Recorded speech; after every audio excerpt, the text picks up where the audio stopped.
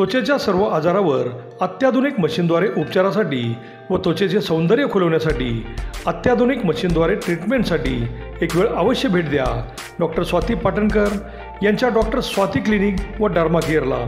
इथे skin polishing, chemical peeling, skin whitening, fairness treatment आदींबरोबर त्वचेवर आधुनिक उपचार करून आपले सौंदर्य खुलवले जाते।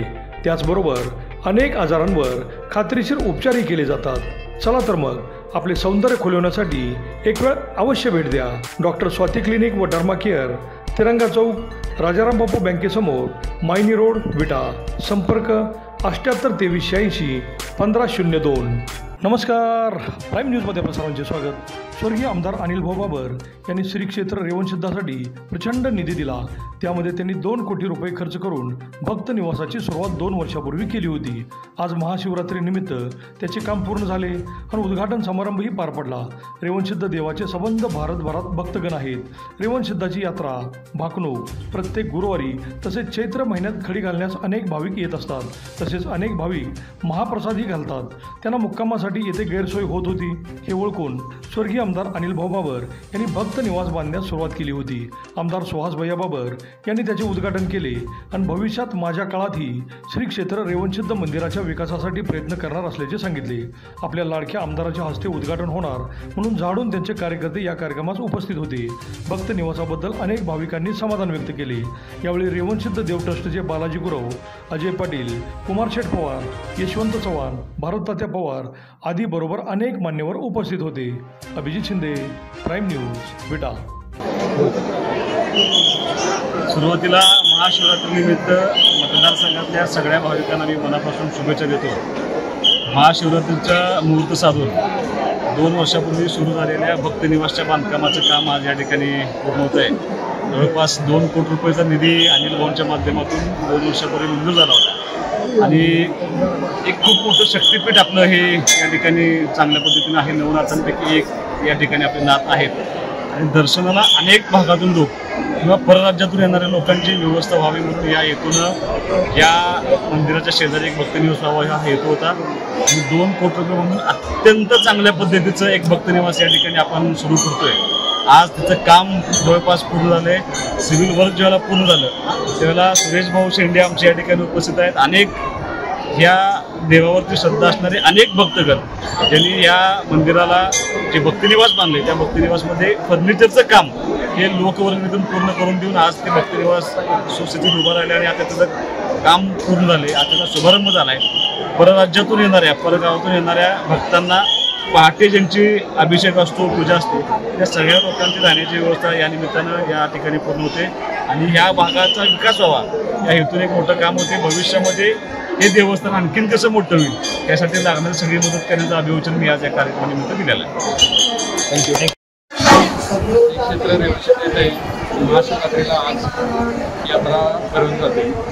त्या यात्रेची सुरुवात महाशिवरात्रीला भक्त भाविक मोठ्या संख्येने येतात आणि यात्रेचा कालावधी हा एक 4 ते 5 दिवसांचा असतो। महाशिवरात्री त्यानंतर अमावस्या दिवशी भाकणूक असते, म्हणजे आपले पाऊस पाणी असेल पीक पाणी वगैरे कसं आहे हे सांगितलं जाते। त्यानंतर पाकाणी असा कार्यक्रम इथे होतो आणि लोकांची श्रद्धा आपल्या इथे भरपूर असल्यामुळे भरपूर गर्दी होते। अशा तऱ्हेने यात्रेचं स्वरूप असतं। यांच्या हस्ते या ठिकाणी संपन्न झालेलं आहे। यासाठी उपस्थित राहिले त्याबद्दल श्री रेवणसिद्ध देवस्थान ट्रस्ट, सर्व पुजारी, सर्व ग्रामस्थ या ठिकाणी उपस्थित असलेल्या सर्व भाविक भक्तांच्या वतीनं त्यांचं या ठिकाणी स्वागत करतो, त्यांना धन्यवाद देतो। भाऊनी या श्री रेवणसिद्ध देवस्थानला नेहमी सहकार्याची भूमिका घेतलेली आहे।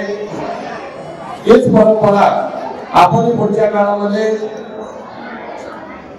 इथून चालू ठेवून या ठिकाणी इतर राज्यामध्ये जे मोठे देवस्थान आहेत त्या देवस्थानाच्या धर्तीवरती आपल्या खानापूर तालुक्याचा आराध्य दैवत आहे आणि या रेवणसिद्ध श्री क्षेत्र रेवणसिद्ध देवस्थानचा एक विकास आराखडा तयार करून आपण या ठिकाणी भाविक भक्तांच्या मूलभूत सुविधा पुरवण्यासाठी या देवस्थानच्या या अडचणी ज्या आहेत विकासाच्या आहेत भाविक भक्तांच्या काय अजून पुढच्या गैरसोयी आहेत यासाठी आपण या शासनाकडून आणि माननीय पर्यटन मंत्री माननीय संपूर्ण देसाई साहेब याच्यावर पाठपुरावा करून देवस्थानाला जास्तीत जास्त निधी उपलब्ध करून द्यावा व उर्वरित विकास कामं मार्गी लावावी एवढी अपेक्षा व्यक्त करतो.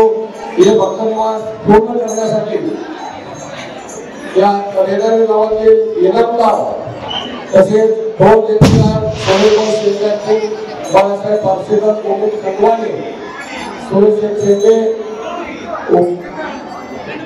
कलगोचे पवारसेठ इत्यादी लोकांनी जे भक्तनिवासला काही साहित्य सहकार्य केलं त्याबद्दल सर्व देणगीदारांचं तसेच इनामदारांचं या देवस्थानच्या वतीनं हार्दिक आभार व्यक्त करतो.